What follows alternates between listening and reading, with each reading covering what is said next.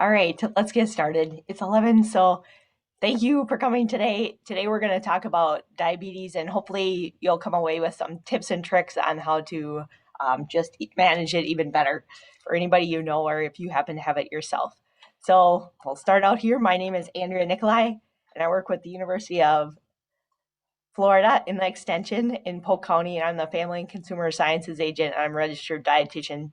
And I say a lot, I like talking about food and health and nutrition, so this is right up my alley.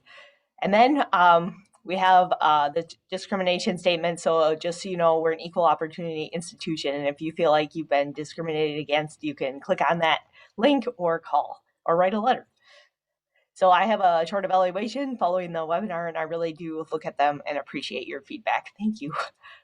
All right, so let's get started. So Eat to Beat Diabetes. So we'll talk about in our county, what's going on, managing diabetes, food and diabetes, what foods raise the blood sugar, good to know, like which foods have carbohydrates, meal planning, how you can do it easily with the Diabetic Plate, and then we'll play a little Family Feud, so I'll need you guys in the chat. And then we'll do create a plate. Okay, so just good to know. So diabetes in Polk County, it's higher than the state average. So it's 15.4% of the people in Polk County have diabetes, whereas 11.7% in Florida and 10.4% in the US. So we're a little higher here. Sometimes the rural counties are, but just right, yeah, we are. So it's higher diabetes hospitalization rates than most other counties, and healthcare costs, if you didn't know, for a person with diabetes is about 2.3 times higher than those who don't have diabetes. So it's a really important thing to try to see if we can manage it. So what are the top 5 causes of death in Polk County? Does anyone want to know? Put that in the chat if they have a guess. So top 5 causes of death in Polk County. Anybody want to take a gamble?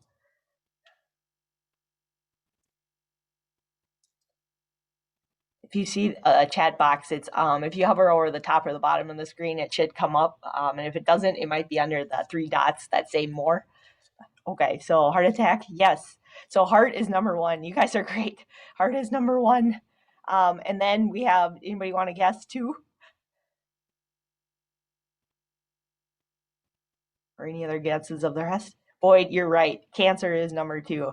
So we don't have to draw this out anymore, but heart disease, cancer, chronic lower respiratory disease, stroke, and then unintentional injury. So that'd be like car accidents and stuff. So you're like, well, diabetes isn't even on there. So it is number 6. And most people with diabetes, they actually die of heart disease, not of diabetes, but the diabetes could cause heart disease. So that's why it's important that you take care of yourself. So diet really plays a role there. The first 4 are all related to nutrition and activity. So what is type 2 diabetes? So, type 2 diabetes is the most common form. 90 to 95% of the people who have diabetes have that type 2. And while some people can control their blood sugar levels with eating healthy and exercise, other people might need medication or insulin to manage this one. If you have type 1, you can't live without insulin. So they need it all the time. With type 2, it's like our body's not quite responding to insulin. Sometimes it's insulin resistant, or it doesn't use it correctly, and that's the problem that we have. So sometimes then if you have type 2 diabetes, then it's just that you might have a little bit of insulin, so that can get you by, and you might not have to take any, but sometimes that can like die out too, because it's so hard. Your body's working so hard. So it's like there's the glucose running around in the blood, and then the insulin, its job is to get it into those muscle cells so that you can use it up and have energy. So it's like those cells need that glucose for energy, but if the blood is just filled with the glucose and the insulin's not working, then it's staying in your blood. And so that's why when you check your blood sugar, it's really high, and you might feel like weak or tired, but you have food in you, it's just not getting in the cells. And so that's where that insulin comes in.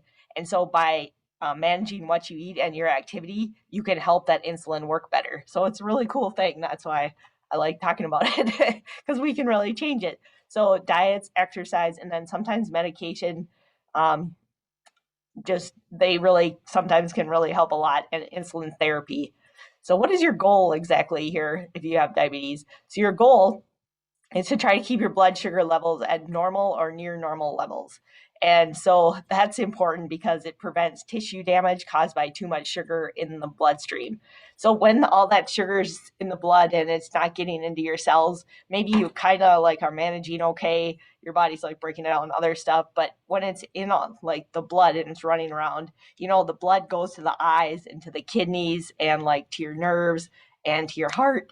And so like that's really hard on the body to have all that sugar in there. It's hard on the kidneys because it's trying to be like, well, I thought this was normal blood, And so the eyes, your blood vessels go over there. And I kind of think of it, somebody told me like like it kind of gets sticky, and so it's hard for the blood to move so fast. And so, when your blood is so sticky like that, filled with the sugar, then it's hard for it to get to the feet and to the eyes, which are farther away from the heart where it's pumping.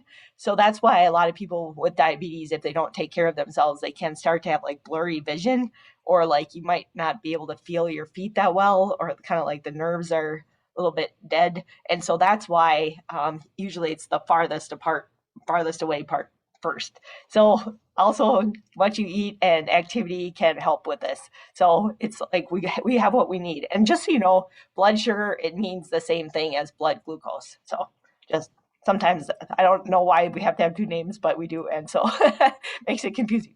Okay, so what affects how well diabetes is controlled?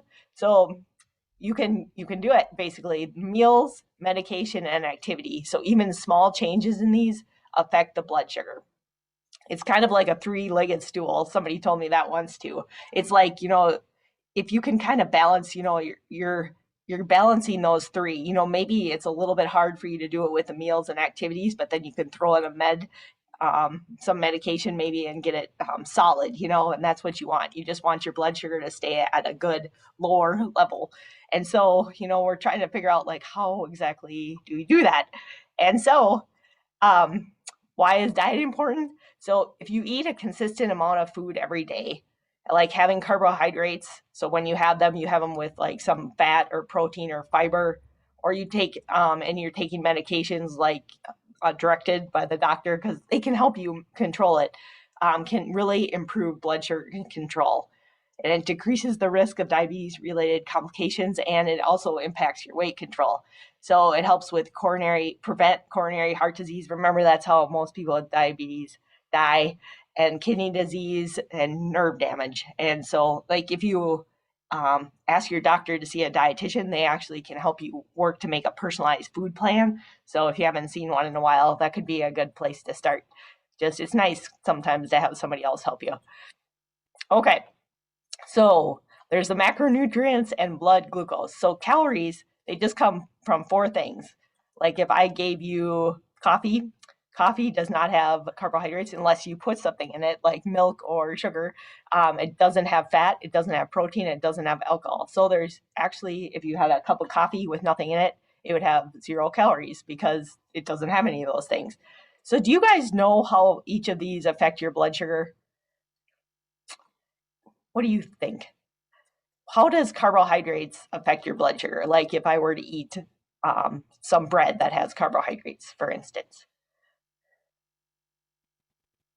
Any ideas? It increases it. Yeah, it converts it to sugar. And so it converts a lot of the food we eat to sugar, but the carbohydrates will make the biggest impact. They're kind of carbohydrates are little sugars linked together. And so you can have simple ones that's just a couple linked together or a lot of them. And so the carbohydrates, we break that down, and that would usually increase our blood sugar. It's kind of cool because the fat and the protein, they don't really increase the blood sugar that much, and either does fiber. So fiber is a type of carbohydrate, and that isn't absorbed. So your body can't digest fiber. It helps like move things out. And so those things, like when you're having fat, it helps actually stabilize your blood sugar. It extends digestion so that the rise of the blood sugar will come later than if you just ate fruit. So if you just ate watermelon, like you were kind of hungry and you're just like, oh, that looks really good this summer, and you ate a bunch of watermelon. Like some people, everybody's slightly different, which makes it, a little bit harder. But some people would probably, your blood sugar would really increase. And so then if you had, like, say you had the watermelon with some peanuts, say they would have some fat and some protein, and that would help the watermelon. It's just not going to be able to digest as fast, so it won't spike as high. So it's kind of like you kind of want to have the things together. It's better to have carbohydrates with other things sometimes so that, it doesn't go up as fast. And so that's kind of our goal, is to kind of keep it low, because you want to be able to eat just whatever, and stuff. So even if you had like, let's say something sweet. So like if you were going to have some Skittles, what a lot of people recommend if you actually get too low of blood sugar, you would definitely want to have something else with that. So maybe like some Skittles and a cheese stick or something, just to keep that blood sugar, not from the Skittles were just almost pure sugar. So they would cause it to go way up. And that's what your body does not like. Okay. Yeah. So Steve says that's why he eats an apple with or banana with peanut butter. So, the apple and banana, they're really good for you, but they do have carbohydrates and they could make it go up. And so he's just saying he's having peanut butter, which has fat and protein, and that would help stabilize that. Are those 4 calories absorbed at the same rate? So it takes longer for our body to digest fat and protein, especially when it's all mixed together with carbs. So I would say, it depends on the type of carbohydrate. So we'll talk about that. But some carbohydrates, like if you have a soda, they would be absorbed really quickly because they're just sugar. But something like pasta, it's more of a starch, and those are all sugars linked together. So it takes a little bit longer. And if it's a whole grain pasta, that takes even longer. So it's kind of cool how you can learn like different carbohydrates will actually be even better for you if you can choose those. Okay. Sandra, I'm sorry. I wonder if you could always come down and shut it off and try again, enter Zoom again if you can't, if you still have problems. And if everybody can't hear me, let me know, please. So then these things, just what I was talking about, they help slow down digestion and absorption of carbohydrates. So fiber, it's only found in plants. Do you guys know that? So it's like in whole grains, beans, nuts, fruits, and vegetables. And so, Steve, sorry, let me just go back. Okay, so, and then alcohol, that is kind of a tough one. I was thinking about alcohol, like the drink, and it's hard because that alcohol can do different things to different people, but usually like moderate amounts can cause the blood sugar to rise, but then excess can actually decrease your blood sugar level, sometimes causing it to drop into dangerous levels. So that's why you just have to be a little careful when you have alcohol with diabetes, especially for people with type 1. That's really dangerous. But so like beer and like sweet wine, they might contain carbohydrates and raise the blood sugar. But then a lot of times, sometimes it actually could cause people to drop really low. So it's good to have it with food because that helps slow down that alcohol too. So, okay. And so then these are also things that help. So the carbohydrates are kind of what they are what increases your blood sugar. But these things, if you have those with the carbohydrates, they'll help slow it down. So fiber, if you have a carbohydrate with fiber, so fiber is something you can't digest, and it's like, it's something in celery, that's that kind of thing you're chewing for a while. And then the whole grains, it's just heartier. It's the whole grain. Beans have fiber. You might know that prunes have fiber, right? Nuts, fruits, vegetables, they all have fiber. And so then there's no fiber in meat or dairy or sugar. And so those things, they're not gonna, they're not gonna, how fiber can kind of get all the bad stuff out of you, so those won't help with that. So protein, that can also slow down digestion, and then fat can slow down digestion too. It's just when you have those kind of things, when you have something with protein or something with fat, it takes your body a little bit longer to absorb it, and then usually the sugar can't rise as much, or it might rise slowly, but it might get up there. Like if you have cake that has a lot of sugar, but it has fat too. So your highest blood sugar might be in a little bit because your body's taking time to use it, like to absorb it. And so something like a soda, right? Your body's just going to be able to get that right away. If you don't have anything else with it, it'll just spike up and down. So your body doesn't really like either of those. Okay. here's an idea.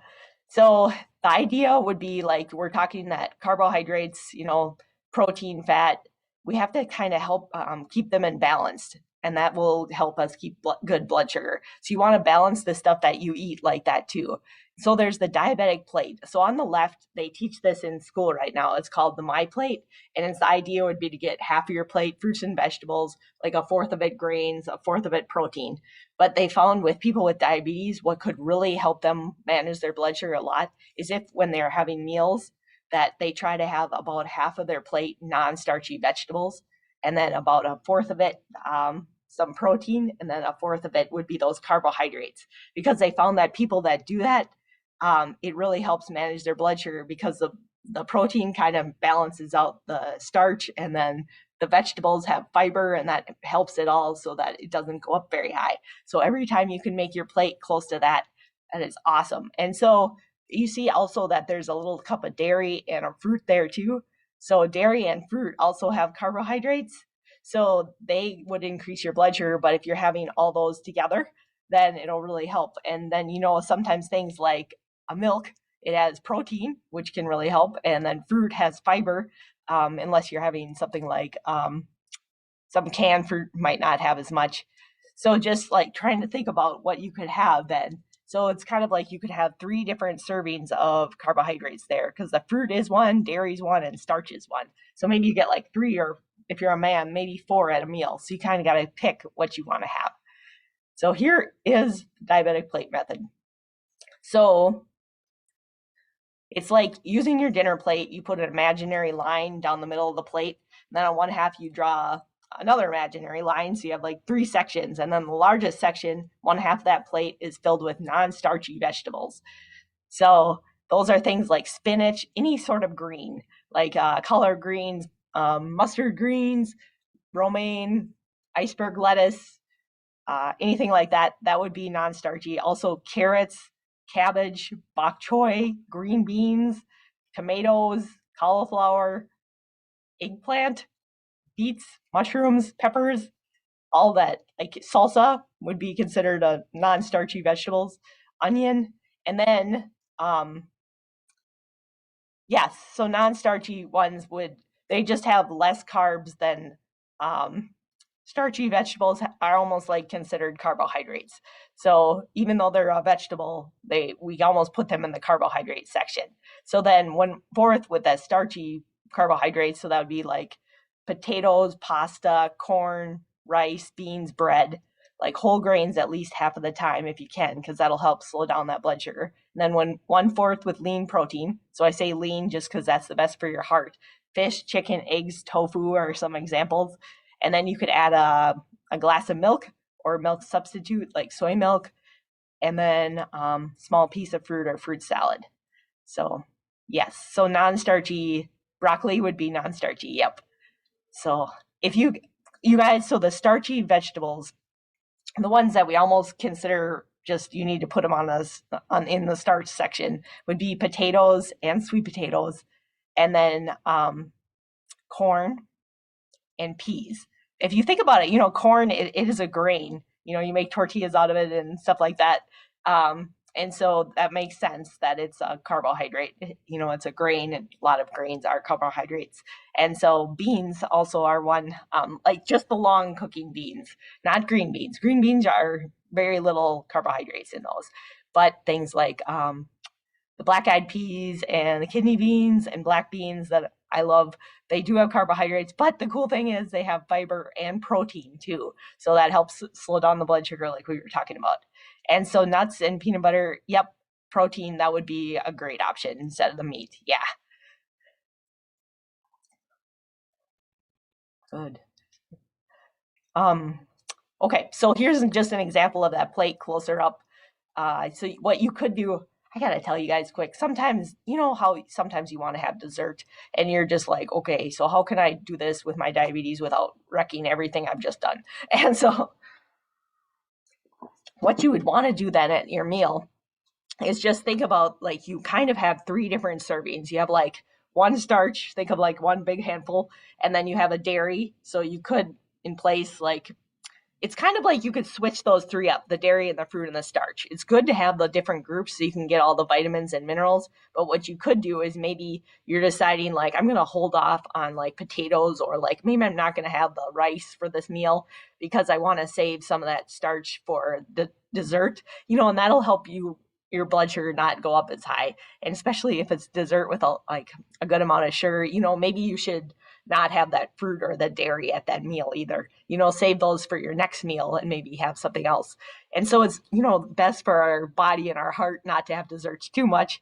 But if you do want to have them, that would be one way to have it so that you could manage your blood sugar. So if you had like somebody's birthday and you just wanted to have one of those cupcakes, maybe go easy on that dairy, fruit, and the starch for your meal.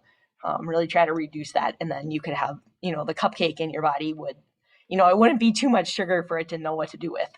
So it's just that's really the bottom line with diabetes, is that you just don't want to overload it with carbohydrates too much at one time, because that's really hard on your body. That insulin's trying to work, and if it just gets bombarded, it's going to wear out.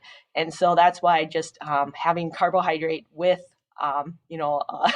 kind of with that protein or with something else, just to kind of keep it lower and not have too much at one time of the carbohydrates. So like, I guess Olive Garden plate of pasta without anything on it would be probably, would be a really hard meal for a diabetic. Or if you just decided to have a couple Snickers bar, maybe not even Snickers, probably like Smarties or something with, immediate sugar. Those are really hard on people with diabetes, because it's just hard on your body.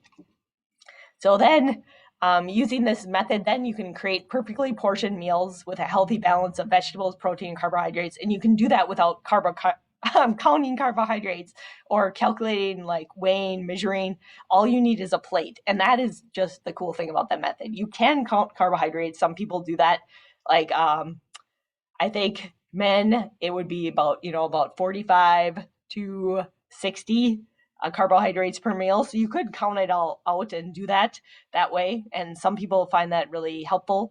But I do like the plate because, sometimes you go out to a restaurant or something and you don't know the carbohydrates in it.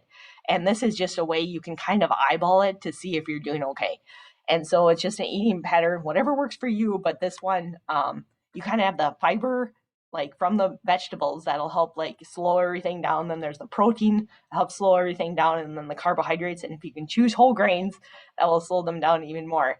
So, and I have to tell you guys too, there's a study that they did, and they found that, I was reading a diabetes magazine, and they were just saying that if you want to be really, really good at it, they actually found that people who eat the vegetables first, then the protein, and then the carbohydrates towards the end, manage their blood sugar better. So if you don't mind doing things like that, I like kind of mixing mine together. So probably have a problem, but just that could work.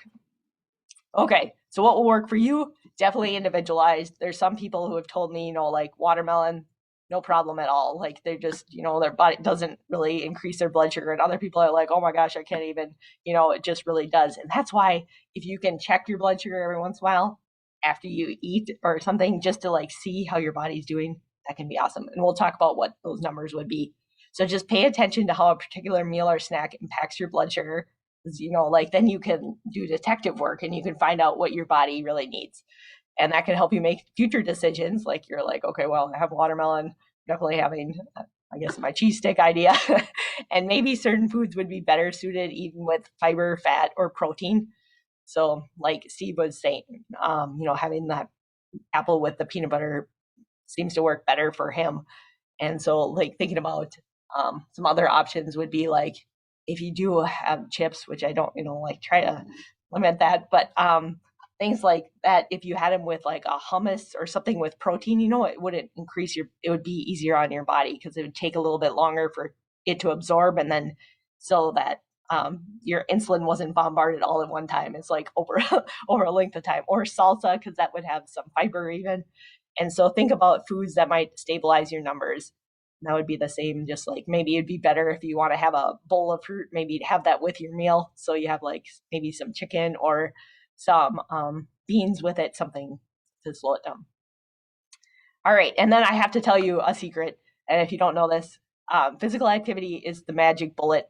I just moving if you can just find a way that you enjoy, if your A1C is too high. So your A1C is a measure of about 3 months of your blood sugar on average. And so that's a good marker of how you're doing. So you kind of want it under 7 if you can, because that's good control. So increasing the amount of physical activity through the day will lower the blood glucose levels, because those cells, they need that glucose for fuel. So it's like running around in the blood. But when you move and stuff, like it helps that insulin work. So it's kind of like physical activity is almost like really, really helping your insulin. It's almost like another insulin. And so that's why, it can't cure diabetes like activity can, but it really can improve your health and help diabetes control. So it moves that glucose into the muscle cells without having so much to worry about the insulin. So the larger the muscles that you have, the more glucose they will use. So you see how this could be like a circle effect. So you move, you do whatever you enjoy, dance, run, walk, take a bike ride.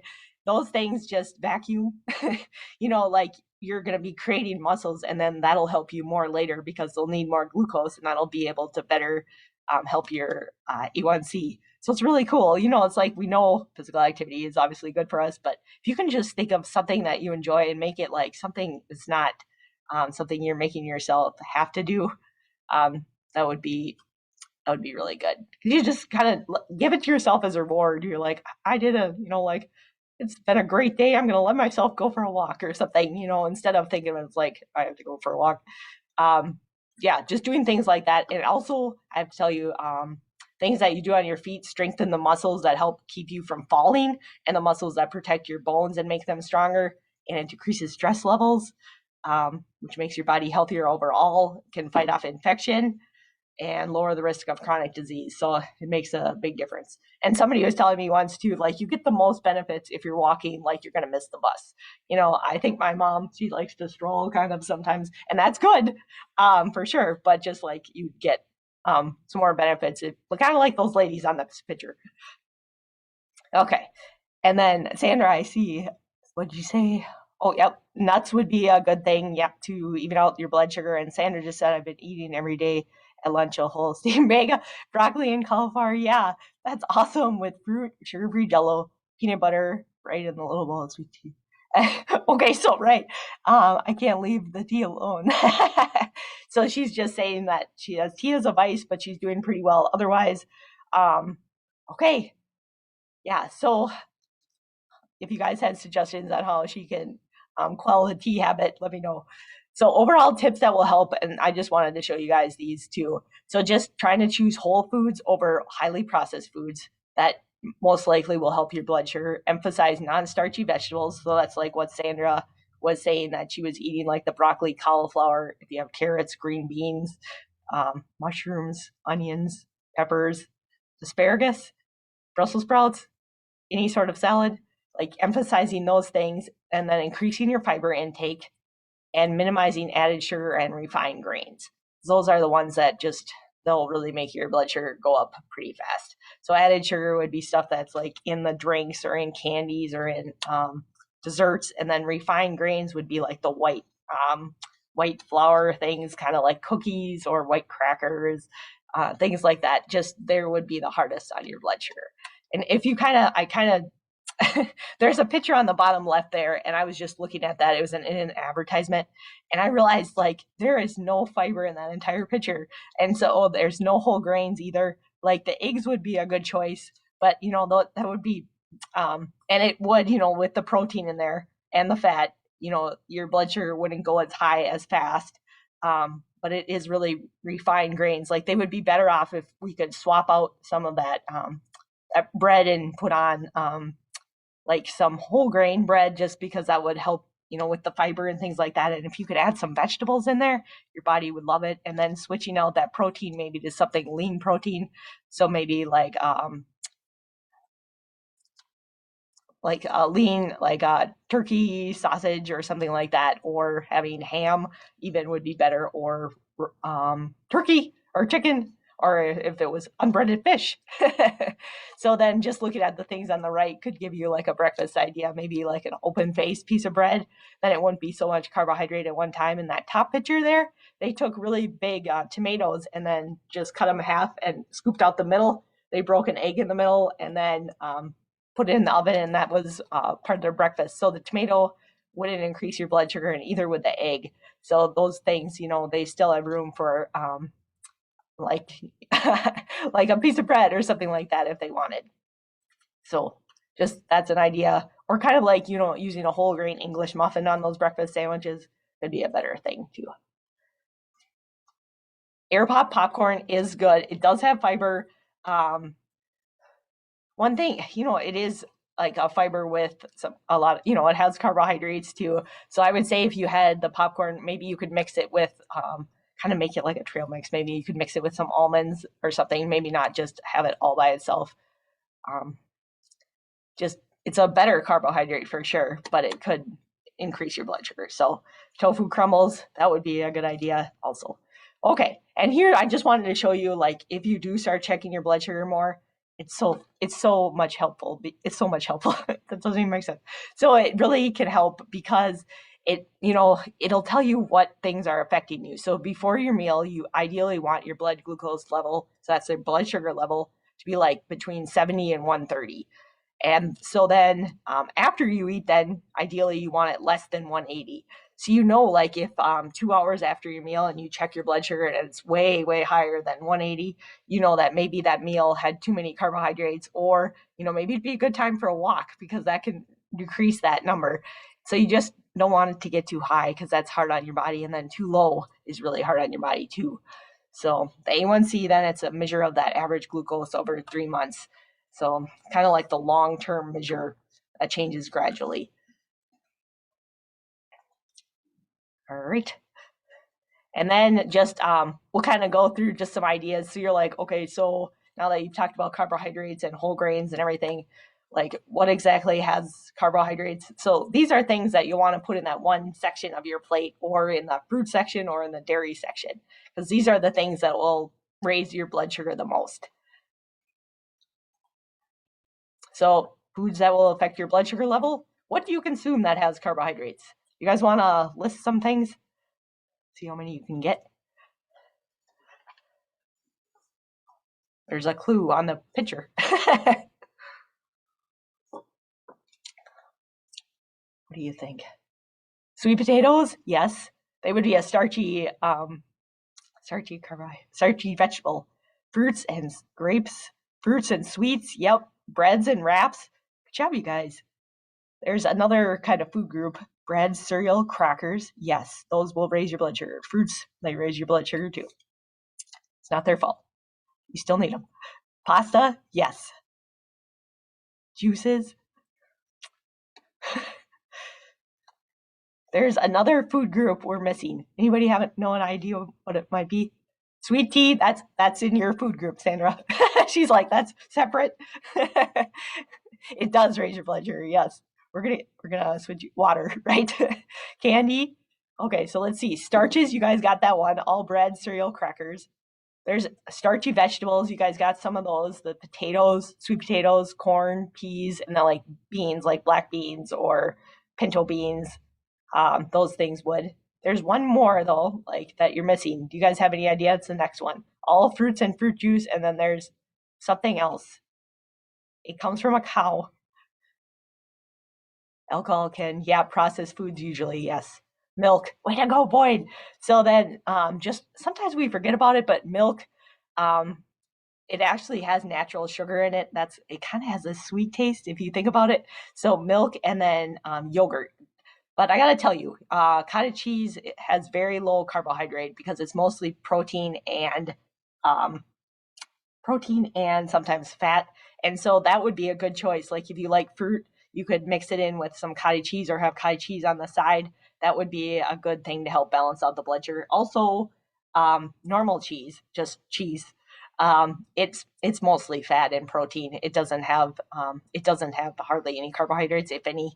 And so cheese does not raise your blood sugar. It's the milk and the yogurt and the ice cream that we need to think about. So just remembering those. And if they have added sugars, like, like the vanilla milk or chocolate milk with added sugar, those are ones you gotta like be cautious of, and that yogurt too. So, so Steve is like, I don't use dairy. So I have to tell you, so almond milk, it could be a good choice for diabetics because it doesn't have any carbohydrates, but it also doesn't have any protein either. So you kind of got to balance it out, right? Like to try to figure out what you need the most, because you really want the calcium of milk. So it'd be good to get that no matter how you're getting it. And then sweets, you guys got that one, candy, cake, and ice cream. I remember the ice cream one. Okay. And so then just, yeah, it's kind of hard, like if we eat too many, our blood sugar is going to go up really high. If we eat too few, then might go really low. So you kind of, it's good to have these things. And if you can choose the ones that are better for you most of the time, that'll just really help keep your blood sugar even. That would be a great choice. Okay. So then the sugary drinks, right? And a carbohydrate, just so you know, they're like nutrients in foods. They give us energy. That's their job. And so grains have carbohydrates, but other foods that, also have carbohydrates too. And I just, there's important for diabetics because they will be converted to glucose in the blood, like you guys were saying in the chat. So the foods we directly relate to our blood sugar. So it's kind of cool. We can really do a lot by what we eat. String cheese and turkey sticks. Yes, those would also be no carbohydrates in those. So those would be good things to have, like if you're having a fruit or something like that. And they would be good snacks too, especially if you don't want to raise your blood sugar any.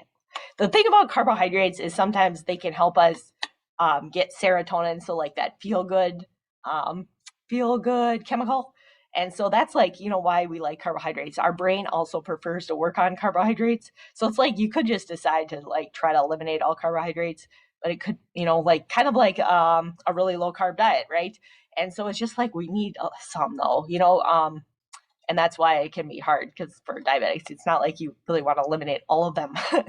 So, and if you did do something like that, that would be something you talk to your doctor about. Oh, gal, yeah. Sandra, sometimes it's really interesting because your body like adjusts to different levels, but that's good. Like that, that low, you don't feel so great. So yeah, we'll have to go get some cottage cheese. Okay, so here's some foods with carbohydrates. And so just looking at these things, then that if you eat any of these, like the baked beans, that they would have probably raise your blood sugar way faster than if they didn't have the sugar added. So you kind of like thinking about that. And then orange juice would raise your blood sugar faster than like a orange itself. So that's the cool thing and the advantage of the whole fruit is that it has that fiber and it won't raise your blood sugar as fast. And so here's some things. You see a lot of processed grains kind of in here, like the instant white rice. So that would raise it faster than brown rice. The oat bran would be a great thing to have to try to level it out. That's a part like has fiber and protein. And here's some fruits, right? So the juice is going to be, and dried fruit also. Those would raise it higher than people who have the whole fruit. And I have to tell you too, sometimes people are like, I don't think I should eat any fruit. Just, I'm really watching my diabetes, but it showed that study showed that participants with moderate to high fruit intake had lower odds of diabetes, accounting for other lifestyle factors, and higher total fruit intake, not fruit juice though, but higher total fruit intake was associated with better insulin sensitivity and glucose tolerance. So that's kind of cool. It's like that whole fruit, it can help us. All right. Thanks, Sandra. We're worried about you. She said she ate some nuts. Okay, so then here's that dairy that we were talking about. And then, let's see here, dairy, sweets, juice. You guys got it. Starchy vegetables. So here's the vegetables that would raise your blood sugar. They still are good for you, lots of good vitamins in those. But just remember those potatoes, the corn, sweet potatoes, peas, those are the starchy ones. And then just an interesting thing, Steve was mentioning this, like the non-starchy have about 5 grams of carbohydrates in a serving. So you see those servings on the left side. So about 5 grams of carbohydrates. So that's like would be broken down into that sugar then. And then so on the right side, those have about 15. So it's like they're 3 times higher than the other ones per serving. So that's why we have to kind of consider them kind of like pasta. So a handful of pasta about the same size as that corn would also be 15. So you see, like it goes in that category versus the other one. And then I have to tell you too which foods don't, right? We talked about this, meat and meat substitutes like that turkey stick, she was saying, cheese sticks, right? Eggs, they don't have any carbs. They don't have any fiber, right? Because they're not plants. Fats and oils, so like soybean oil, olive oil, butter, those things don't have carbohydrates. So they shouldn't really raise your glucose at all.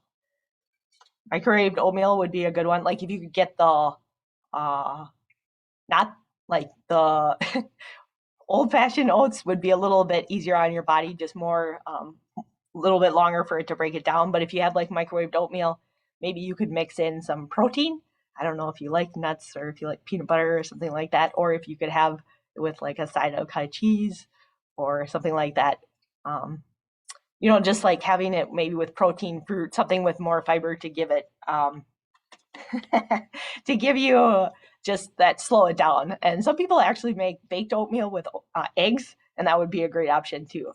But oatmeal is so good for your heart, and you know that most people with diabetes die of heart disease. So if your heart loves it, your diabetes probably will too. So fat has little intake, and then yes, good job. Yeah, add flax and chia. So that would be a great idea. You guys are great. You're just help each other. Okay, so non-starchy vegetables, those are the ones that have limited impact on blood sugar levels too. It's just those carbohydrates that we really have to worry about. But they're filled with all these vitamins, minerals, fiber, phytochemicals, and they have few calories. They're like a win because you want all those vitamins and stuff, then you can look and feel your best. And so just thinking about like 5 grams per half cup or 1 cup versus 15 for the starchy. And this is everything from like jicama, kohlrabi, pea pods, lettuce, romaine, spinach, arugula, watercress, sprouts, the summer squash, zucchini, tomatoes, turnips, water chestnuts, yard long beans, bamboo shoots, all those things, artichokes, tomatoes. And then foods, these also won't really raise your blood sugar. So that's why sometimes having a protein source or a fat can help. All right, and then, yeah, she was saying she could add almond milk to that. That would be, yeah, makes it creamy. Okay, and why whole grains? So really quick, whole grain on the left, white grain on the, not whole grain on the right. So the right is like a refined grain. So it's like a whole grain when it's there. It's the whole, all the 3 pieces. It has the bran on the outside, the endosperm in the middle, and then the germ. And so the germ has a lot of nutrients. It has like vitamin E for our skin and B vitamins to help bring us, give us energy, and then healthy fats. And then the bran has that fiber, that protects the seed. It contains B vitamins too and trace minerals. And that endosperm is it's pure carbohydrate. So we need carbohydrate. We talked about that, but it's way better if we can get the whole grain because it's packaged with the bran and the germ. And they just happen to be the dark parts of the grain. So they took them out when they made white bread and stuff.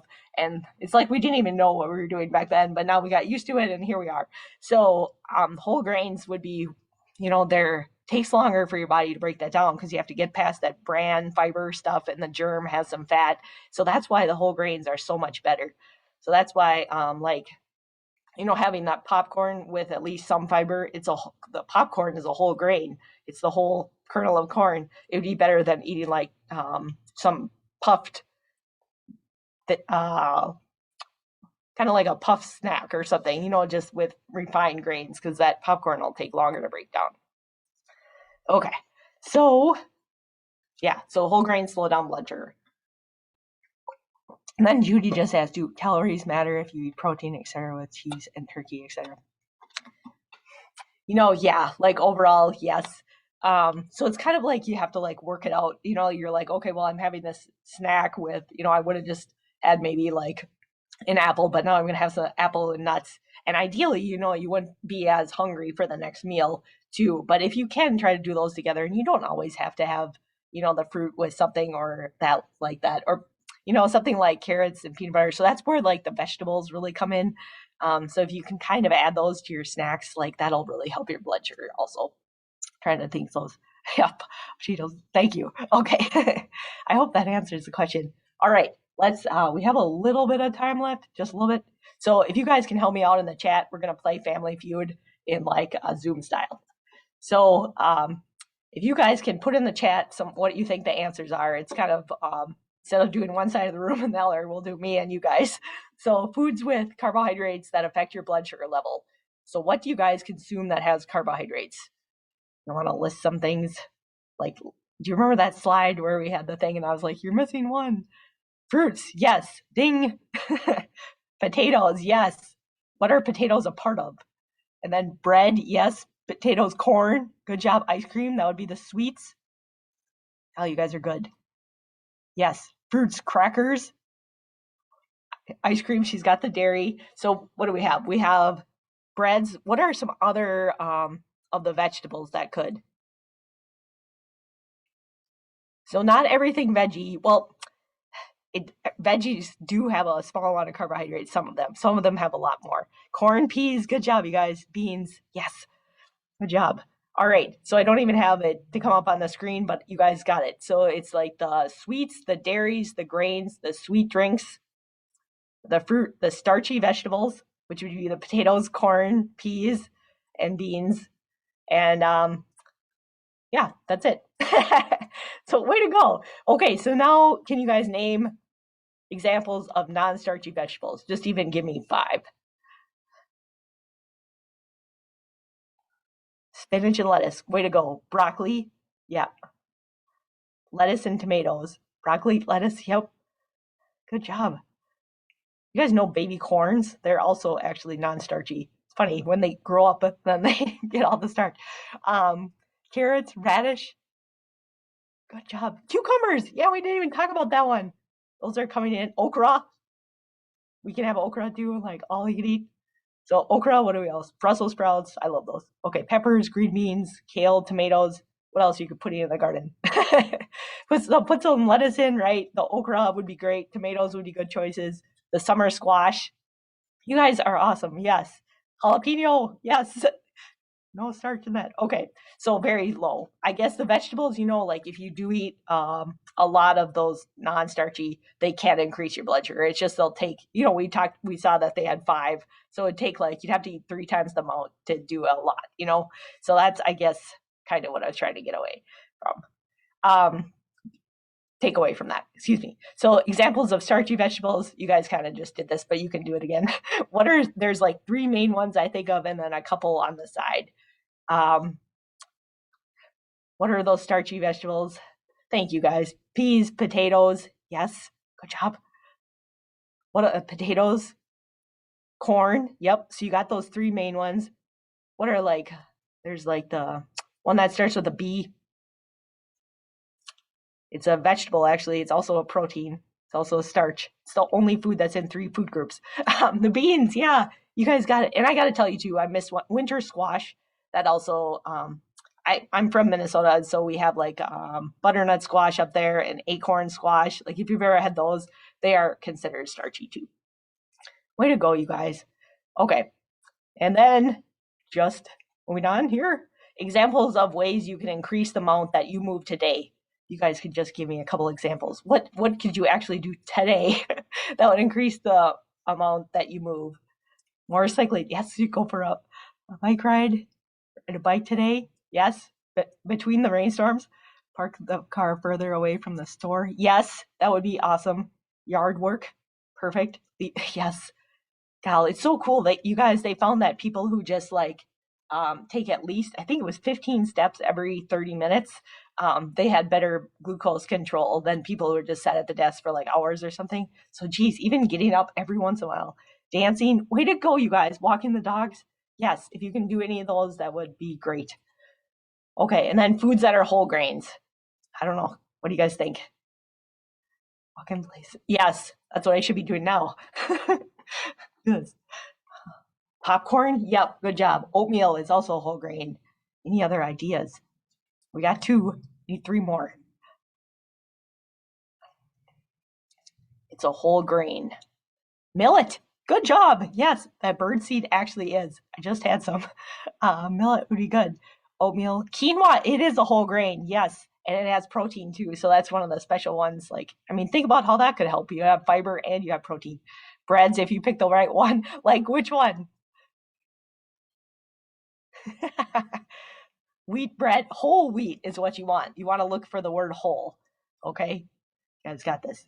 So if you look at a bread label, you flip it over, the first ingredient should have the word whole. And if it doesn't, put it back. Whole grains. Yes. Okay, so whole grain bread. Yeah, there. So you just look for 100% whole grain. So you kind of be careful because wheat, it could be whole wheat or it could be just, remember, the wheat kernel without the whole part of it. So that's really great. And there's also like farro, if you guys have heard of that one. There's amaranth, there's teff, there's barley, buckwheat. All those are whole grains too, like whole grain corn tortillas. You can get whole wheat. Okay, we'll move on.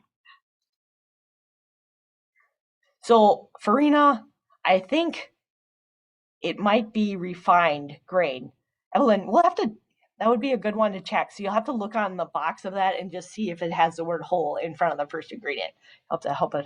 So spaghetti squash, that's more, it's way less carbohydrates than pasta, but it is more than the other like non-starchy vegetables. So it's kind of somewhere in the middle. So yeah, just know that it would be a great substitute for like pasta, but still like just realize it could raise your blood sugar or something. So like pasta's here, whole grain pasta is like even better. And then there's like spaghetti squash, zucchini, which would be like way low, but spaghetti has a little bit more. And then grits, yeah. So they're usually refined too. So if you can get, there's sometimes you can find whole grain corn. And if you like grits, that would be the one you want. Whole grain cornmeal. So I've gotten it a couple times, but yeah, if you like grits, that's a good one. Evelyn, thanks. Good question. And then foods that don't have carbohydrates. Any ideas? Meats, right. You have a couple specific examples?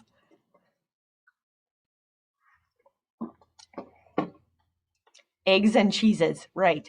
Chicken. Good job, you guys. Fish. Yeah, those are things, they have protein, but your carbohydrates aren't going to grow up very high. Beef, yeah. Hamburger. That's why, sometimes people take off the bun because they're like, oh, that's the carbohydrate part. So, okay, way to go, you guys. That's just really good. That's what I would say too. Like shrimp, yeah, chicken, oil or butter. Don't forget that one. Olive oil wouldn't raise your blood sugar.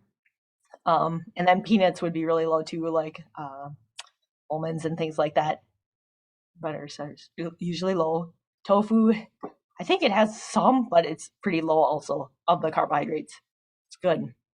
Okay, so then just some things you can add to your day to help you manage blood sugar. So what could be some foods or some activities like or things you can do that could help you manage your blood sugar? Any ideas? And then I just have some pictures for you.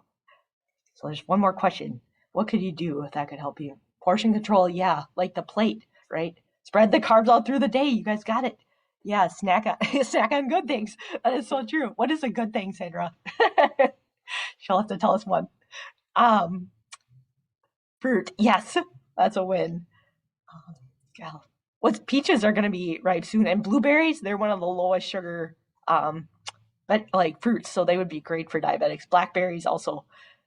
Exercise, yeah, you guys are great. So you could increase your fiber intake. You could do some activity. You could eat more non-starchy vegetables. Try to have unsweetened drinks. Fruits, when you do it, mostly whole. You could walk after your meals. Check your blood sugar. That's the last one I was going to say. Good job, you guys. And blueberries, yes, blueberries are so high in fiber and antioxidants.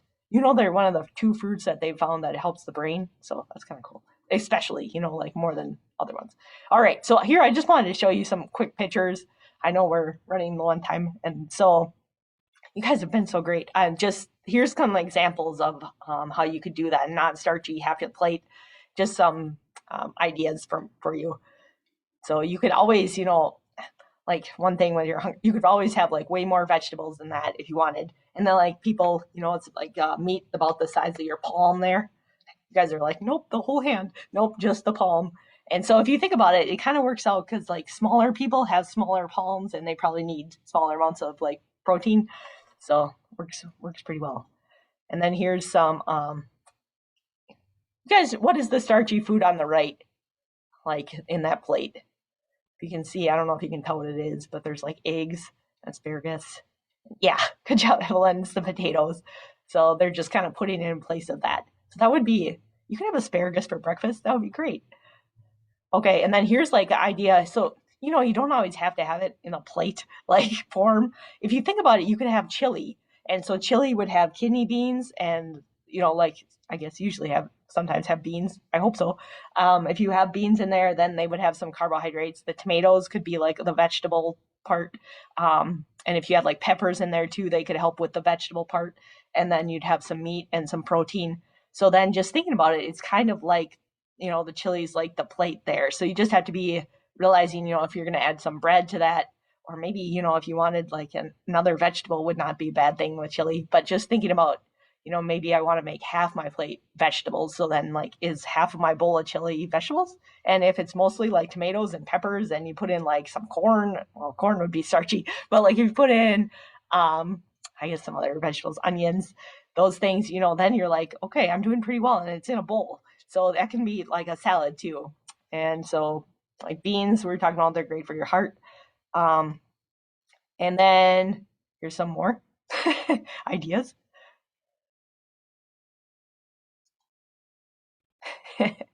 Okay, and then you can kind of see here, this person on the left, they have like some refined grain crackers here, but at least they're balancing it out with a good plate. Raspberries, really good for diabetics also. Then the cheese has no blood sugar, no carbohydrates.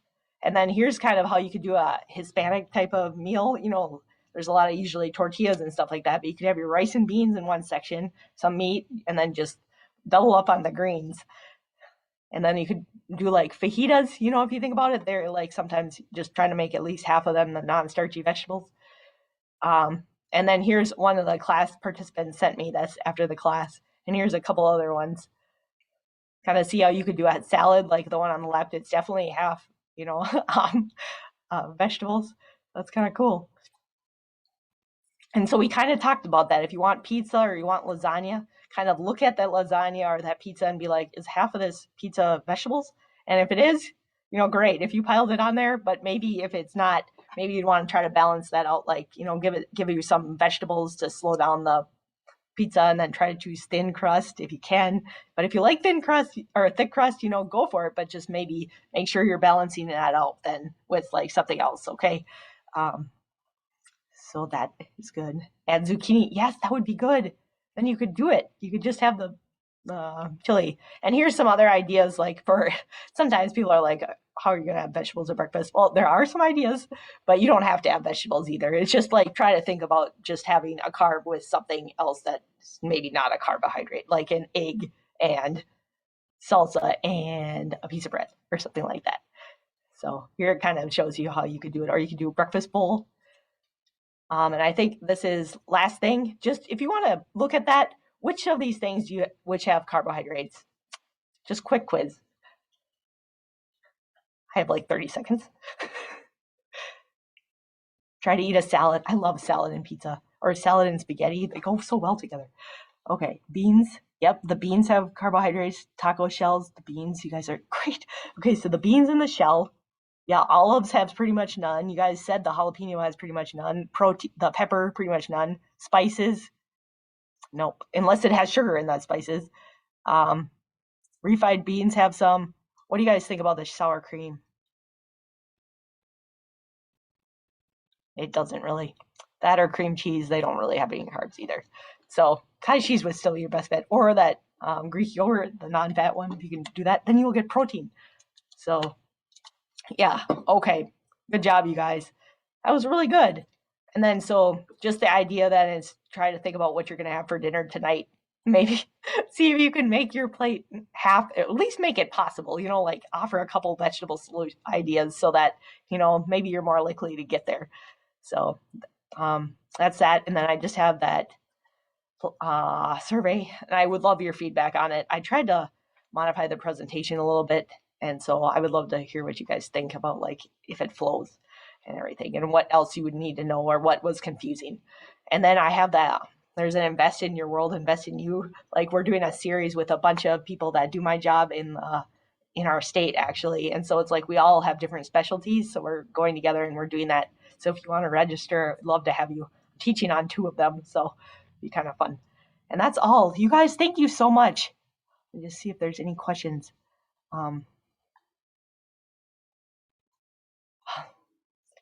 Yeah, I agree. The plate, when they came out with that, I was like, that's very helpful.